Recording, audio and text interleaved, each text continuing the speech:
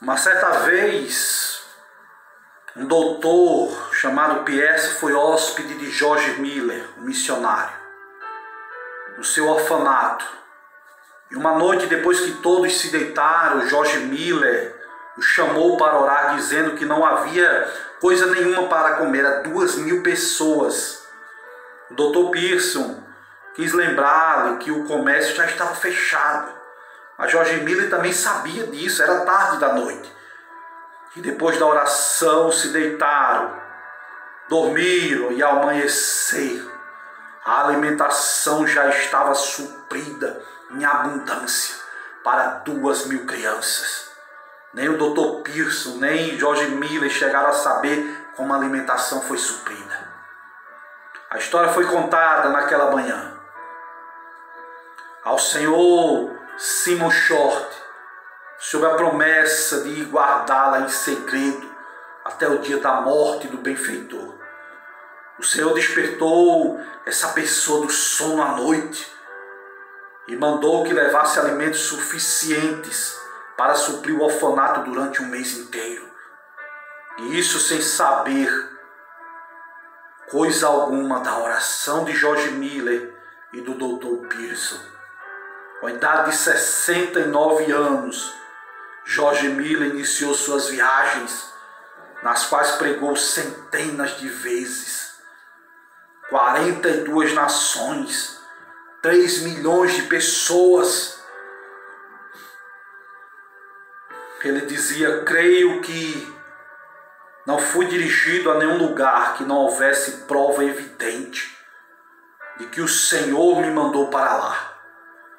Ele não fez essas viagens com o plano de solicitar dinheiro para a junta de missões do orfanato, não. Não recebeu o suficiente nem para a despesa de 12 horas da junta.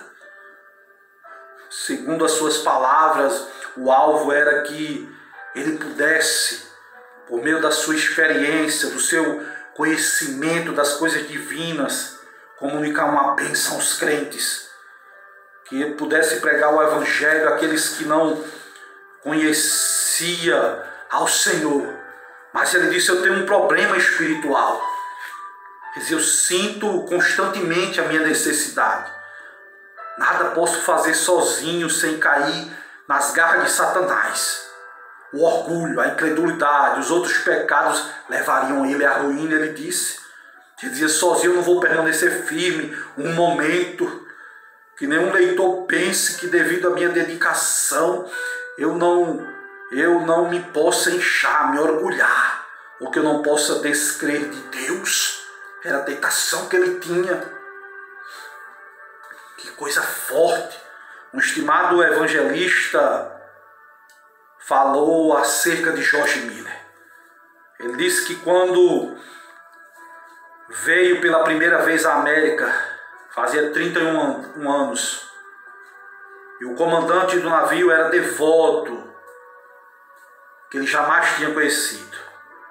E quando nos aproximavam da terra, ele disse: Senhor Ingles, a última vez que passei aqui há 5 semanas, aconteceu uma coisa tão extraordinária, que foi a causa da transformação da vida dele como crente. Naquele tempo ele disse que era um crente comum. Havia a bordo um homem de Deus. Quem? George Miller, de Bristol. Ele dizia: eu tinha passado 22 horas sem me afastar da ponte de comando. Nem por um momento. Quando fui assustado por um homem chamado George Miller.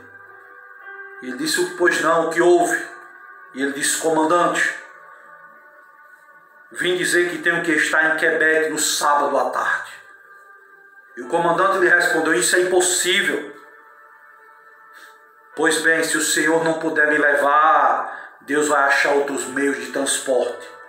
Durante 57 anos, George Miller disse, nunca deixei de estar no lugar a hora em que estava comprometido. E o comandante disse: eu teria muito prazer em ajudá-lo, mas o que é que eu posso fazer? Não há meios. E ele dizia: vamos aqui dentro orar, sugeriu Miller. E ele disse que olhou para Miller, o comandante, disse: de qual casa de doido saiu esse homem? Nunca ouvi falar. Alguém falou comigo deste modo. Olha só, George Miller, como está a neblina.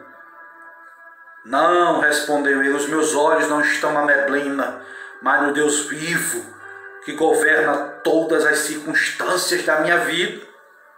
O Sr. Miller caiu de joelhos, dentro daquele barco, dentro daquele navio, e orou da forma mais simples possível. Parecia uma oração de uma criança de 8, de 9 anos, dizia o comandante. Quando George Miller orou e disse: ó Senhor, se for da tua vontade, retira esta neblina dentro de 5 minutos. Sabes como eu me comprometi em estar em Quebec no sábado. Eu creio que isto é a tua vontade. Quando findou, o comandante disse que queria orar também, mas o Sr. Miller pôs a mão nos ombros do comandante e disse: comandante, primeiro, o Senhor não crê que Deus faça isso. Em segundo lugar, eu creio que Ele já fez. Não há mais necessidade de o Senhor orar. Conheço, comandante, o meu Senhor há 57 anos. E não há um dia que eu não tenha tido uma audiência com Ele. E quando aquele comandante se levantou, a neblina tinha desaparecido.